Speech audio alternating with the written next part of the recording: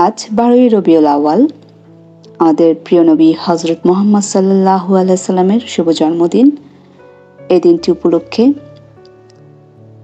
আমি একটি কবিতা পাঠ করতে যাচ্ছি। কবিতার নাম স্বপ্নে তুমি ছন্দে তুমি।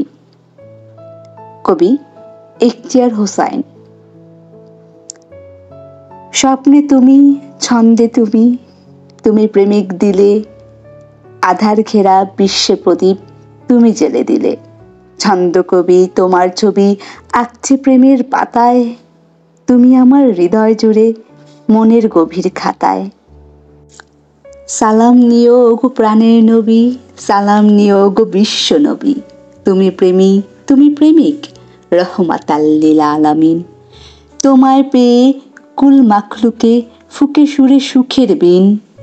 প্রাণের নবী প্রেমের নবী, তুমি তুমি তুমি সব। সকাল সাজে হৃদয় মাঝে তুমি তুমি অনুভব। সালাম নিও ওগো প্রাণের নবী, সালাম নিও ওগো বিশ্ব নবী।